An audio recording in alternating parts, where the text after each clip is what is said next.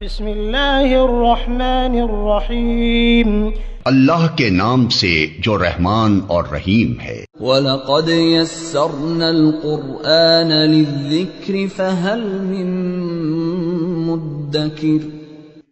ہم نے اس قرآن کو نصیحت کے لیے آسان ذریعہ بنا دیا ہے، پھر کیا ہے کوئی نصیحت قبول کرنے والا؟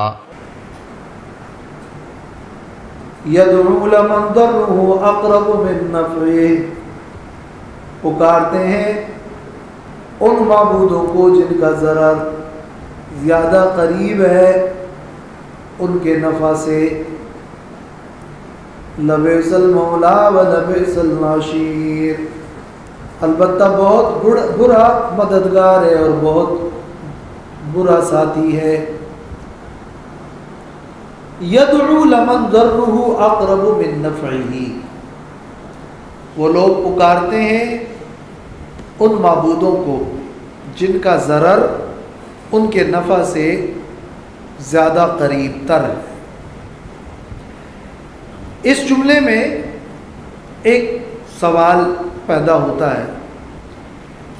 کہ ابھی اسی آیت سے پہلے والی آیت میں فرمایا کہ یدعو من دون اللہ ما لا یضرہ و ما لا ینفعہ،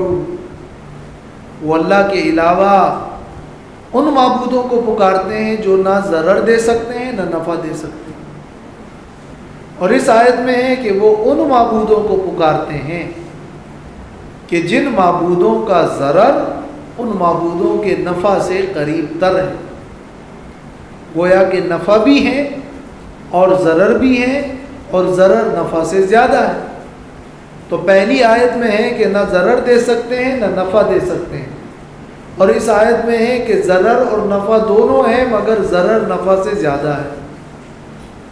تو بظاہر یہ ایک تعارض نظر آ رہا ہے، لیکن دونوں میں فرق ہے۔ یہ ایسے معبودوں کی عبادت کرتے ہیں کہ جو معبود غیبی طاقت کے مالک نہیں ہے، وہ تمہیں کسی قسم کا حقیقی طور پر نفع ضرر نہیں دے سکتے، البتہ ان کی عبادت کے نتیجے میں تمہیں ان کی عبادت کا جو ضرر ہے وہ تو ملے گا۔ وہ معبود غیبی طاقت کے مالک ہو کر تمہیں کوئی ضرر نہیں دے سکتے،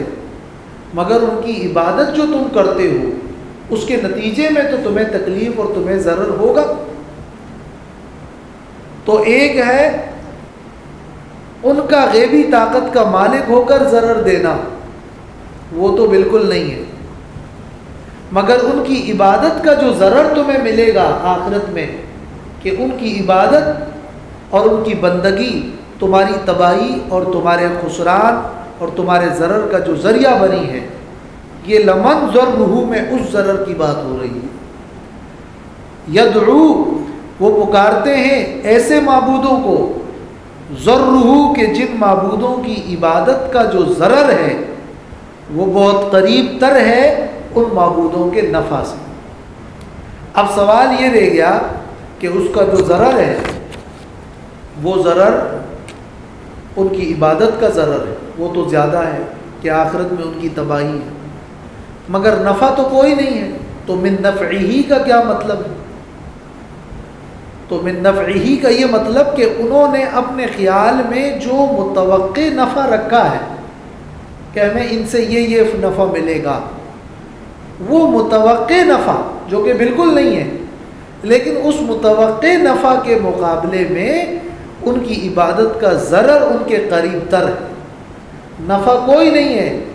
مگر وہ اپنے خیال میں جس نفع کا خیال کر کے ان کی بندگی کر رہے ہیں، ان کے اس متوقع نفع کے مقابلے میں ان کی عبادت کا ضرر ان کے لیے لازمی ہے۔ باقی رہا ان کا غیبی طور پر نفع ضرر دینا، تو اس کی بات صاف ہے کہ ما لا یضرہ و ما لا ینفعہ۔ اس طرح ان دونوں آیت کے مطلب میں کوئی اشکال نہیں ہے۔ حقیقی طور پر کوئی نفع ضرر کے مالک ان کے معبود نہیں ہے، مگر ان کی عبادت کے نتیجے میں آخرت میں تمہیں بہت بڑا ضرر ہوگا، اور ان کا وہ متوقع نفع جو تم نے اپنے خیال میں رکھا ہوا ہے وہ نفع تمہیں نہیں ملے گا۔ اس متوقع نفع کے مقابلے میں حقیقی طور پر تمہیں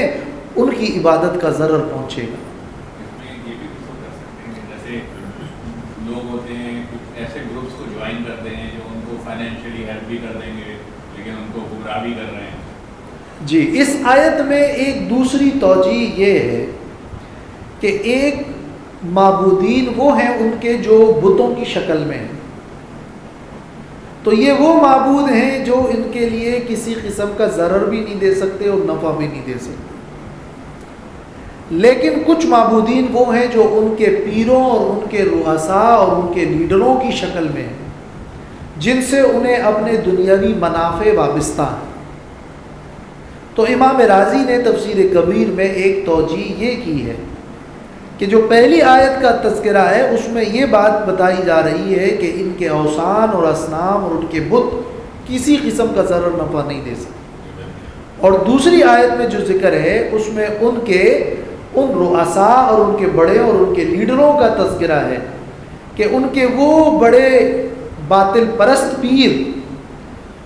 ان کا جو ضرر ہے وہ ان کے لیے زیادہ ہے بنسبت اس نفع کے جس دنیاوی منافع کی خاطر وہ ان کی زندہ باد کرتے ہیں اور ان کی بندگی اور عبادت کرتے ہیں۔ یہی وجہ ہے کہ پہلی آیت میں ما لا یضرہ میں لفظ ما ہے، اور دوسری آیت میں یدعو لمن ضرہ میں لفظ من ہے، جس کا استعمال زیادہ تر ذوی العقول کے لیے ہوتا ہے۔ تو یہ توجیہ امام راضی نے تفسیر کبیر میں ایک یہ توجیہ کی ہے، اور یہ بھی بڑی عمدہ توجیہ ہے۔ تو اس طرح اس سوال اور ان دونوں آیت کا جو تعارض ہے وہ دفع ہو جاتا ہے اور رفع ہو جاتا ہے۔ ایک نحوی سوال بھی اس آیت میں ہے باعتبار ترکیب کے، کہ یہاں پہ لمن کے اندر جو یہ لام ہے یہ در حقیقت یہ من ضرہ تو یدعو کا مفعول ہے، اور اس مقام پہ لام استعمال نہیں ہوتا ہے، تو یہ لمن تو اصل میں ایک نئے سرے کا جملہ ہوتا ہے جس میں یہاں لام کا استعمال نحوی اعتبار سے کیوں ہوا ہے، اس پر علماء نحو نے مفسرین نے بحث کی ہے۔ تو بعض علماء نے کہا ہے کہ یہ لمن ضرہ میں یہ جو لام ہے یہاں یہ زائد ہے، اور بعض کہتے ہیں کہ یہ لمن کا جو لام ہے یہ اصل میں اقربو پر داخل ہے جو کہ مقدم ہوا ہے، یعنی یدعو من ضرہ لاقرب من نفعہ۔ اور بعض نے یہ توجیہ کی ہے کہ یہ یدعو جو ہے یہ اصل میں ما قبل یدعو کا تکرار ہے، اور لمن سے ایک نیا جملہ ہے، وہ غیر اللہ کو پکارتے ہیں، غیر اللہ کو پکارتے ہیں، اور پھر نئے سرے کا جملہ ہے کہ لمن ضرہ اقرب من نفعہ، وہ معبودین جن کا ضرر ان کے نفع سے زیادہ قریب ہے، لبئس المولا و لبئس العشیر، البتہ وہ بہت برے مددگار اور بہت برے دوست اور ساتھی ہیں۔ تو پھر وہ نئے سرے سے جملہ ہے۔ بہرحال یہ نحوی ترکیب میں بھی اس قسم کے یہ اشکالات ہیں، اور ایک توجیہ یہ بھی کی گئی ہے کہ یدعو اصل میں یقولو کے معنی میں ہے، کہ قیامت کے دن یہ لوگ کہیں گے، کیا کہیں گے؟ یہ لمن اس کا مقولہ ہے، وہ یہ کہیں گے کہ البتہ ان کا جو ضرر ہے وہ ان کے نفع سے زیادہ قریب تر ہے۔ قیامت میں انہیں پھر اندازہ ہوگا کہ ہم نے جن کی بندگی کی تھی ان کا ضرر وہ زیادہ ہے، تو وہ خود کہیں گے، یدعو یعنی پکار اٹھیں گے اور کہیں گے کہ ان کا جو ضرر ہے وہ ان کے نفع سے زیادہ قریب ہے۔ مفسرین نے اور محققین مفسرین نے اس قسم کے یہ توجیحات ذکر کی ہے، اور اس میں روح المعانی میں علامہ آلوسی نے بڑے محاکمے کیے ہیں، اور اسی طرح دوسری تفاسیر ہیں۔ بہرحال ایک لفظی اشکال اور ایک معنوی اشکال اس آیت میں تھا جن کے یہ وضاحتیں ہیں۔ تفسیر زاد المسیر میں ایک بات اور بھی جو یہاں نوٹ کرنے کی ہے کہ یہ جو اقرب من نفعہ میں اقربو کا لفظ ہے تو نفع تو کسی طرح بھی ان کا نہیں ہے، مگر یہاں پر اقربو کے دینا یہ عربیت میں اس کا استعمال اس لیے نہیں ہوتا کہ نفع موجود ہے، بلکہ جب کوئی چیز نہیں ہوتی تو عرب کے لوگ کہتے ہیں ھذا بعید، یہ بعید ہے، تو ان کے نفع سے ضرر اقرب ہے، اس کا یہ معنی نہیں ہے کہ نفع ہے، اس کا یہ مطلب ہے کہ نفع سرے سے ہے نہیں۔ تو یہ عربیت میں اس کا استعمال اس طرح ہوتا ہے، یہ نہیں کہ نفع موجود ہے۔ ایک توجیہ یہ بھی ہے جس کو تفسیر ماجدی نے بھی نقل کیا، لبئس المولا و لبئس العشیر، البتہ ان کے معبودین بہت برے ہیں۔ المولا کا مطلب ہے دوست اور مددگار، العشیر کا مطلب ہے ساتھی، صاحب اور معاشر۔ ان کے لیے ان کا بڑا، یعنی مولا اور عشیر میں یہ فرق کہ کوئی آپ کا مدد کرے اور وہ آپ کا بڑا ہو، اور عشیر یہ کہ وہ آپ کا ساتھی اور آپ کے برابر کے درجے کا ہو۔ تو یہ وہ معبودین ہیں، اور یہ جملہ لبئس المولا اور لبئس العشیر ویسے رؤساء اور ناکارہ لیڈر اور باطل پرست پیروں کے ساتھ زیادہ فٹ ہے بنسبت بتوں کے، کہ وہ بہت برے لیڈر اور بہت برے مددگار اور بہت برے دوست اور ساتھی ہیں۔ لبئس المولا و لبئس العشیر۔ ان اللہ یدخل الذین آمنوا وعملوا الصالحات جنات تجری من تحتها الانہار ان اللہ یفعل ما یرید۔ اس آیت میں اب تقابل میں برعکس بشارت اور خوشخبری سنائی جا رہی ہے کہ جو لوگ حق کے معاملے میں، دین کے معاملے میں جھگڑتے ہیں اور منافقت کرتے ہیں وہ تو خسارے میں، مگر اس کے مقابلے میں ایمان اور عمل صالح والوں کے لیے انعامات اور اکرامات ہیں۔ ان اللہ، بے شک اللہ، یدخل الذین، داخل کرے گا ان لوگوں کو، آمنو جو ایمان لائے، وعملوا الصالحات اور جنہوں نے نیک عمل کیا، جنات باغات میں، تجری من تحتها الانہار کہ بہتی ہوں گی اس کے نیچے نہریں، ان اللہ یفعل ما یرید، بے شک اللہ کرتا ہے وہ جو کچھ ارادہ کرتا ہے۔ یہ ان اللہ اصل میں علت ہے کہ اللہ انہیں جو جنات اور نعمتیں عطا کر رہا ہے یہ اللہ کا ارادہ ہے، اور اللہ جو چاہتا ہے کر سکتا ہے اور کرتا ہے۔ اور اسی طرح ما یرید میں اشارہ ہے کہ اللہ ایمان اور عمل صالح والوں کو جنتیں عطا کرتا ہے، اور علاوہ جنت کے جو ارادہ کرتا ہے مزید اپنے فضل و احسان سے نوازتا ہے۔ تو جس طرح قرآن کی ایک اور آیت میں ہے کہ فَيُوَفِّيهِمْ أُجُورَهُمْ وَيَزِيدُهُمْ مِنْ فَضْلِهِ، اللہ انہیں ان کے اجر پورا دے گا اور اپنے فضل میں سے مزید عطا کرے گا۔ اسی طرح ان اللہ یفعل ما یرید،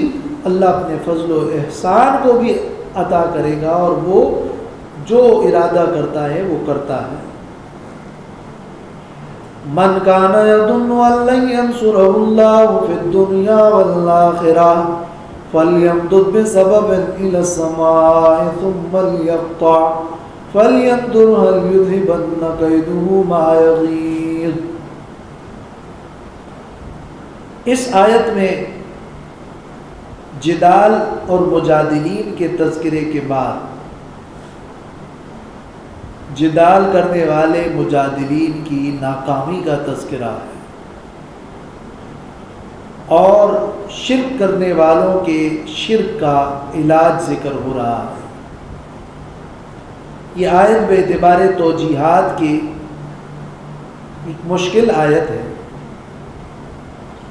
جس کا لفظی ترجمہ یہ ہے کہ من کان یظن ان لن ینصرہ اللہ، جو کوئی یہ خیال کرتا ہے، یہ گمان کرتا ہے کہ اللہ مدد نہیں کرے گا ان کی، کن کی مدد نہیں کرے گا؟ ہو کی ضمیر کا مرجع کون ہے؟ تو ایک توجیہ یہ ہے کہ جو کوئی یہ گمان کرتا ہے اور یہ تمنا کرتا ہے کہ اللہ اس نبی محمد الرسول اللہ صلی اللہ علیہ وسلم کی مدد نہیں کرے گا، یہ اس کی تمنا ہے اور یہ اس کا خیال ہے، ان کو غالب نہیں کرے گا، ان کو رزق عطا نہیں کرے گا، ان کی مدد نصرت نہیں کرے گا، وہ نبی کے بارے میں اگر یہ خیال رکھتا ہے پھر دنیا والآخرہ، نہ دنیا میں اور نہ آخرت میں اللہ ان کی مدد نہیں کرے گا۔ تو فَلْيَمْدُدْ بِسَبَبٍ إِلَى السَّمَاءِ، بس اسے چاہیے کہ وہ باندھ دے ایک رسی آسمان کی طرف، ثُمَّ لْيَقْطَعْ، پھر وہ وہاں سے اس نبی پر وحی کو بند کر دے۔ اگر اس کا یہ خیال ہے کہ اللہ نبی سے مدد نہیں کرے گا تو وہ ایک رسی آسمان کی طرف باندھ کر اس پر چڑھ کر وہاں سے اللہ کی وحی بند کر دے اور وحی کا سلسلہ منقطع کر دے، اگر یہ اس کے بس میں ہے۔ مطلب یہ کہ وہ اپنے غصے میں مر جائے مگر اللہ اپنے نبی کی مدد کرے گا۔ هل یذہبن کیدہ ما یغیظ، کیا اس کا یہ مکر اور اس کی یہ تدبیر اور اس کی یہ چال ختم کر دے گا اس کے غصے کو؟ ما یغیظ یعنی غیظہ، اس کے غصے کو، ما مصدریہ، یا ما یغیظہ، اس کو جس نے اس کو غصہ کر دیا ہے،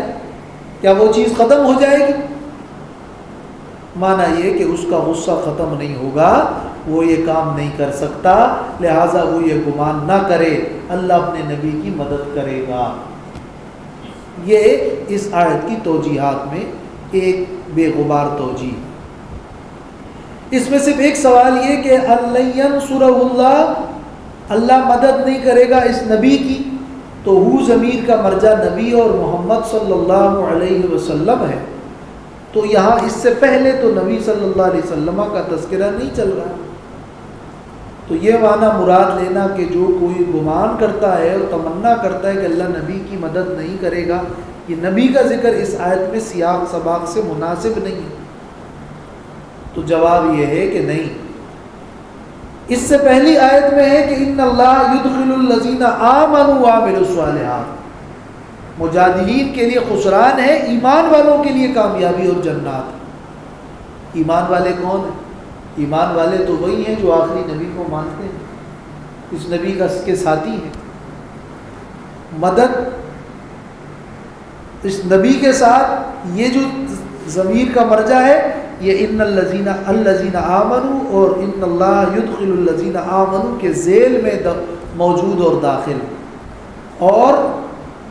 ذہن کے اندر یہ معہود اور مستحضر ہے اور اس مقام کے مناسب ہے۔ تو آیت کا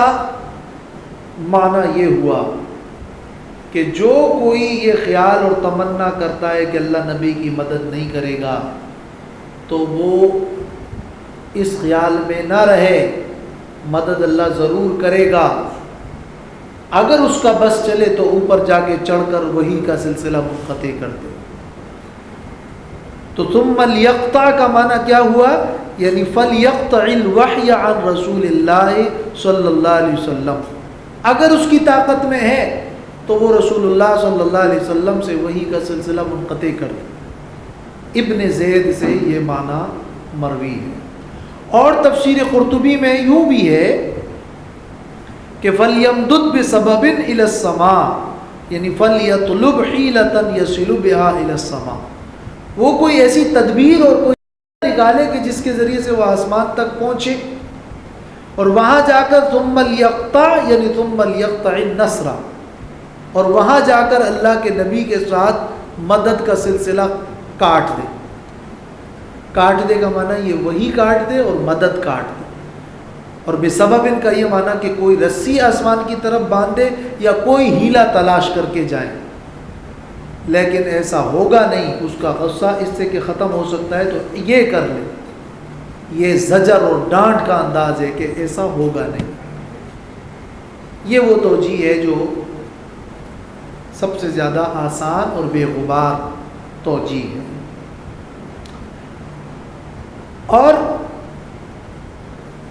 ایک معنی یہ بھی ہوا ہے کہ فَلْيَمْدُدْ بِسَبَبٍ إِلَى السَّمَاءِ، جو یہ گمان کرتا ہے کہ اللہ اس نبی کے ساتھ مدد نہیں کرے گا تو وہ باندھ دے ایک رسی الی السماء اپنے گھر کی چھت کے ساتھ، اور ثم لیقطع، پھر وہ اس رسی کے ساتھ خود کو پانسی کر دے۔ الیقطع کا یہ معنی کہ وہ خود کو پانسی کر دے، یا یہ معنی کہ اپنی گردن کاٹ دے، یا یہ معنی کہ خود کو پانسی کے پندے پر لٹکا کر اس رسی کو کاٹ دے۔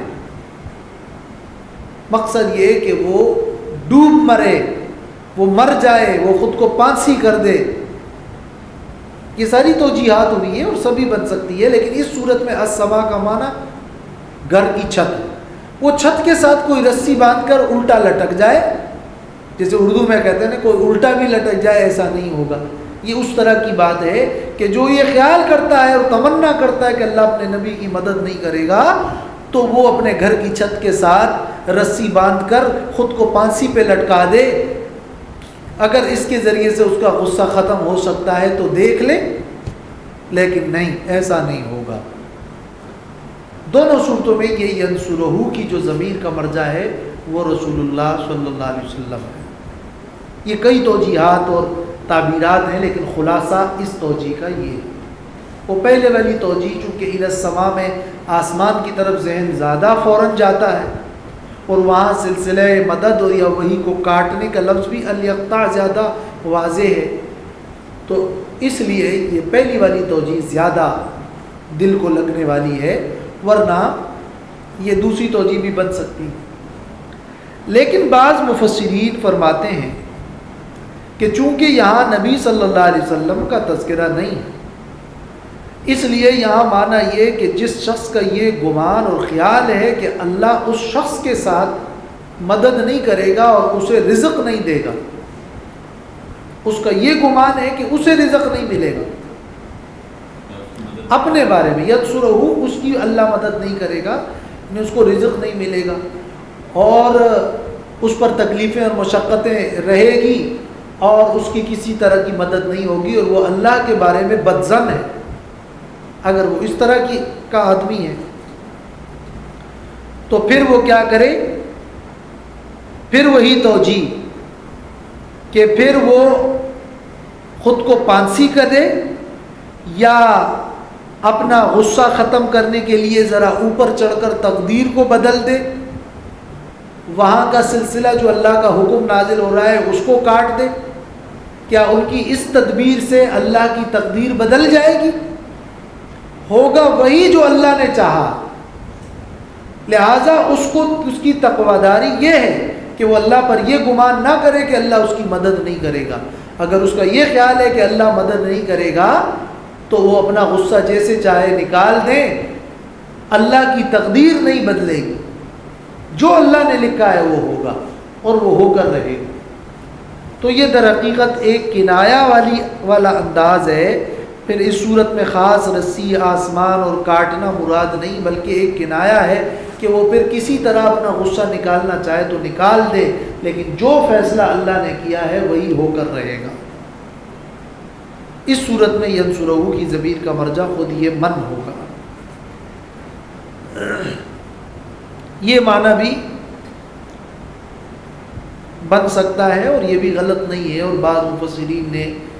اس کو ترجیح دی ہے کہ یہ سیاق سباق سے زیادہ مناسب ہے۔ ہمارے خیال میں وہ پہلی توجیہ زیادہ بہتر اور واضح ہے۔ دونوں لینا پڑے گا کہ ایک تو رسول اللہ سے منسلک ہو گئی اس زمانے کے بعد، لیکن قرآن تو رہتی دنیا تک ہے۔ جی، اس کا یہ مطلب ہے کہ بعض مفسرین اس دوسری توجیہ کو اس لیے بھی ترجیح دیتے ہیں کہ چونکہ وہ اس وقت کے ساتھ خاص ہو جائے گی، لیکن ایسا نہیں ہے۔ رسول اللہ صلی اللہ علیہ وسلم کے ساتھ خاص آیات تو اور بھی بہت ساری ہیں، وما ارسلناک الا رحمۃ للعالمین، یا اور بھی بہت ساری آیات۔ تو آیات کا خاص ہونا اس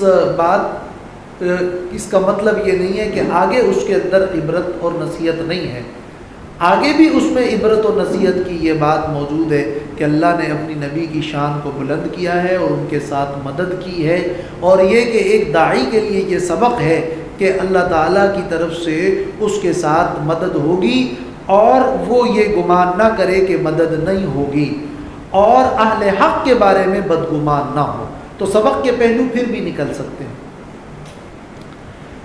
من کان یظن ان لن ینصرہ اللہ، جو کوئی گمان کرتا ہے اور تمنا کرتا ہے کہ اللہ اپنے نبی کی مدد نہیں کرے گا فی الدنیا والآخرہ، دنیا اور آخرت میں، فَلْيَمْدُدْ بِسَبَبٍ إِلَى السَّمَاءِ، بس چاہیے کہ وہ باندھے ایک رسی، پھیلا دے ایک رسی آسمان کی جانب، ثُمَّ لْيَقْطَعْ، پھر وہ امداد کاٹ کر یا وہی کاٹ کر دیکھ لیں، فَلْيَنظُرْ، اب دیکھ لیں، هَلْ يُذْهِبَنَّ كَيْدُهُ مَا يَغِيظُ،